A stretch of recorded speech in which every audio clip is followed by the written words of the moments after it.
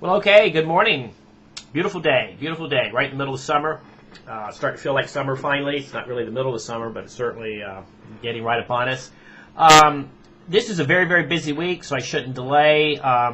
If you look at your goals and readings for this week, it really behooves you to spend some time in the Purdue OWL, that's the online writing lab, okay, looking at their resume workshop and going through all the links there on the pages. I present you with the overview page here, but you need to go through the links yourselves.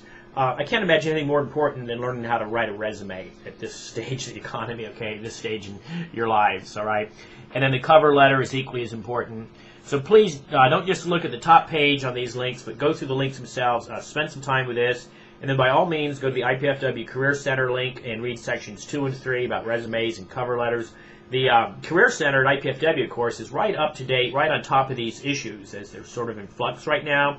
Okay, and they're actually in personal contact with the job market, so they really know what employers are looking for, how they expect to see a resume, how they expect to see a cover letter, how you attract their attention.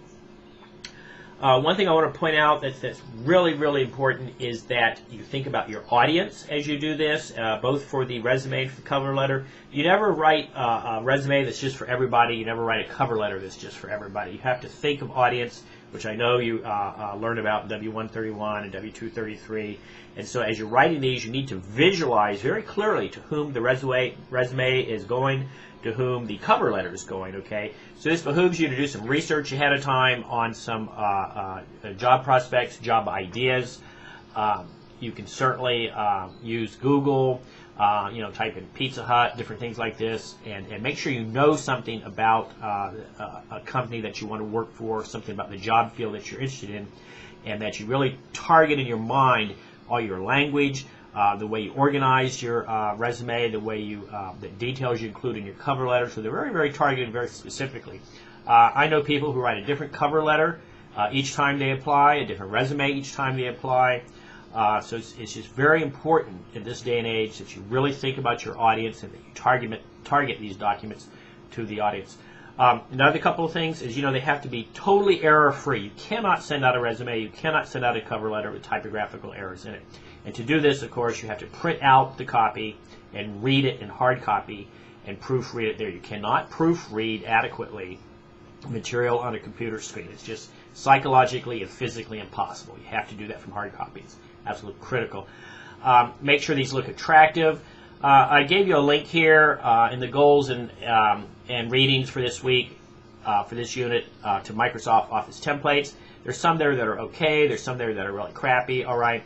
So the point is to make it look clean, to make it look attractive, to make it look unified, and to make it look consistent.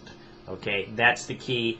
The other important key is to always have a good objective statement that's very active-oriented, that the reader says, oh, good, this is what this person can do for me, not what I'm supposed to do for them. That's absolutely critical. So I think at the risk of rambling on and repeating myself, I think I'll bring this to an end. I have an example of a pretty clever resume. The woman, my daughter, all right, designed it herself, the template. If you want to use something like that, that's very cool. So I'll send that to you today. And so go ahead. This is a busy week, by the way. This is a lot to accomplish, the resume and the cover letter this week. So get on top of it soon. So, hey, thank you very much.